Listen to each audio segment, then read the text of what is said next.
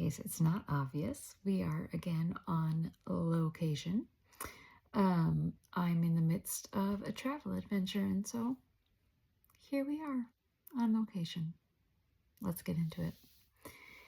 It's an interesting thing that happens when you start to peel back some layers and look at would-be familiar texts from completely different angles. Suddenly, what has simply been taken for granted is now held under a microscope, and things are revealed that you sometimes maybe wish you'd never seen. And yet, as they're revealed, it leads to an important depth. And so, we keep going. Each of this week's texts have their own traditional readings. The passage in Genesis is just one scene in the larger story of Jacob and his sons, the wives and daughters as side players. Very rarely is Rachel's acts of stealing the gods of her father acknowledged in the pulpit or Bible studies, let alone the focus.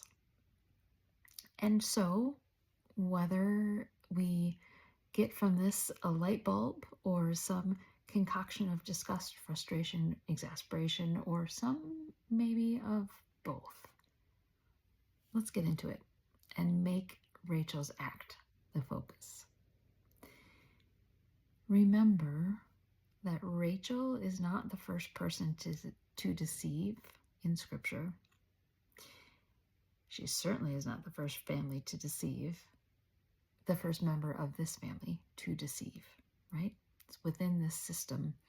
Her husband gained all that he had to this point through deception, and her dad was a pro.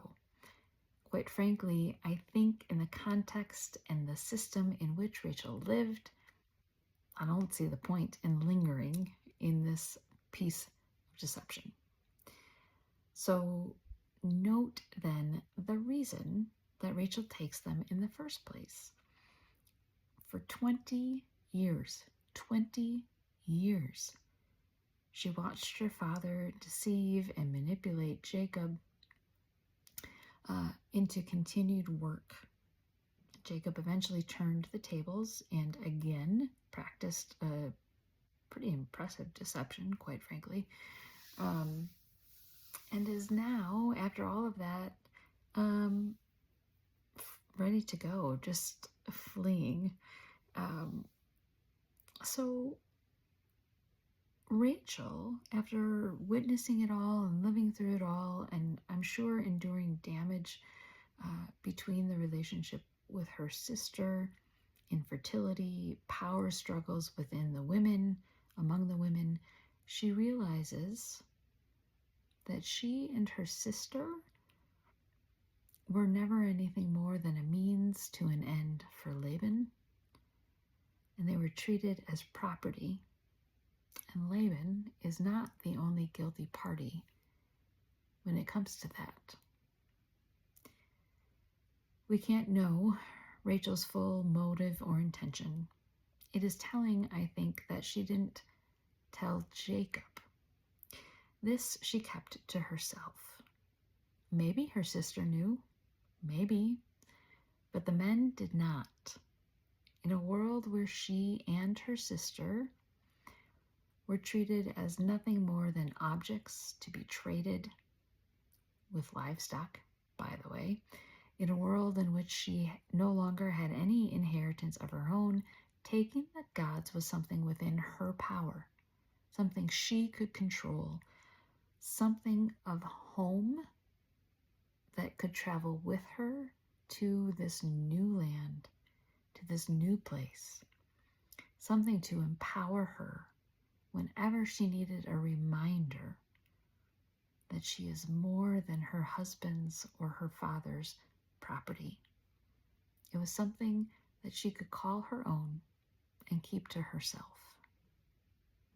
Now, we could get tangled in the weeds of doing right and wrong, but if you do that, you need to do so for each player in the story.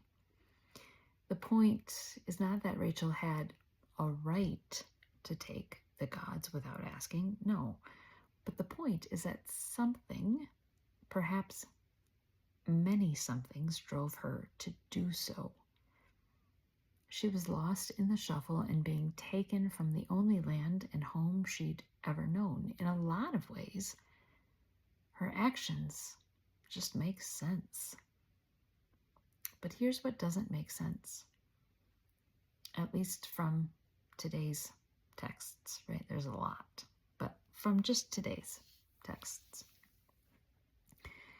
In the opening verse from the 1 Corinthians passage, Paul states very clearly that God has not revealed to him anything of what he's about to say, that this, in fact, is his opinion.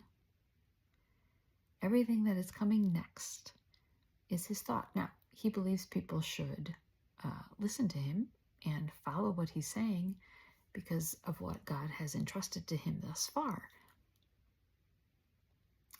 But he states throughout the passage, this is my opinion.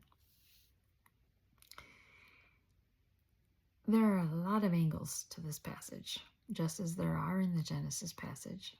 But for our purposes, I want to highlight what is typically overlooked. To be clear, I recognize that Paul is gracious. He believes he is in the end times and is essentially telling people just stay as you are, married or not, and focus on the Lord as much as possible. Do the Lord's work, for the end is nigh. He tells people to marry if they want to, or don't if they don't. It does beg the question, why is this passage never shared?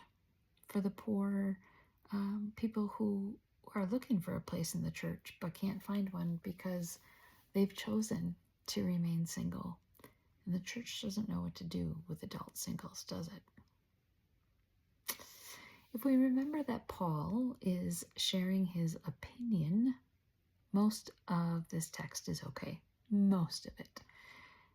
In the NRSV, this section of scripture is titled The Unmarried and the Widows.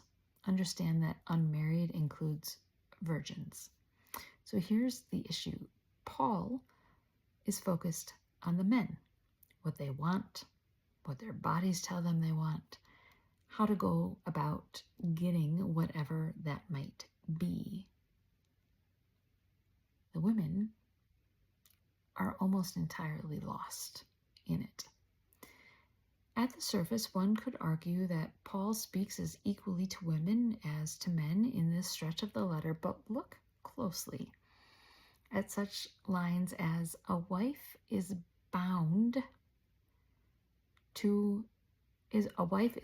as long as her husband lives, but if the husband dies, she is free to marry anyone only in the Lord. Paul then goes on to share his opinion that the widow would actually be more blessed to just remain single. Okay, so what's wrong with that passage? It sounds fine at surface.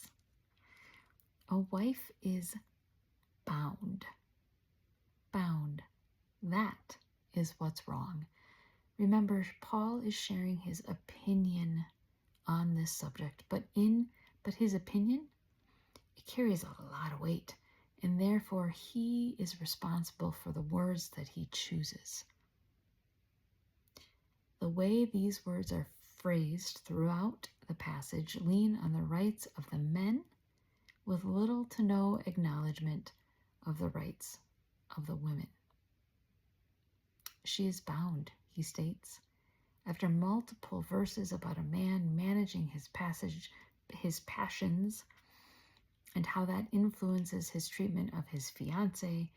Paul never talks about the same of the woman, as if she does not have a say about walking away from the relationship, as if she does not have a say about whether or not to enter into or remain in a relationship. Combine that with the word as if there's no way to be free other than death, and it just feels wrong. Rachel enacted what little power and control she had and kept that secret to herself. She experienced the injustice of the unseen and found a way to exercise a bit of autonomy among the two men who continued to exert their power and control over her. Women today fight internal and societal battles as we navigate our own desires that may or may not mesh with the expectations of the church. Some are led down a path of no control, led to believe that it is God calling them to live only to serve their husbands, to not develop their whole being that God created. All because of words like these from Paul that he wrote to a specific audience who had asked specific questions and shared his opinion. I really want to be clear that the opposite of purity culture is not promiscuity. It is choice. It is independence. It is equity in partnered relationships. It is the ability for women to exercise the right to say yes or to say no, however they see fit. I think Rachel would be sad to see where things stand today. Things have come a long way, yes. Yet there are still those branches of Christianity that live out male headship and complementarianism in the most detrimental and shame and bind inducing manner possible. And that's why we're on this ride together. We can't change what others do. That's not within our control. We can, though, get the truth out there that God is not the one who put women in these powerless boxes. God, in fact, created each being with a distinct purpose or trait that is needed in the world. And I am confident that God despises the hampering of that in women by people using God's name to do so. She has always been called, and so today she is called, and she needs and will continue to speak.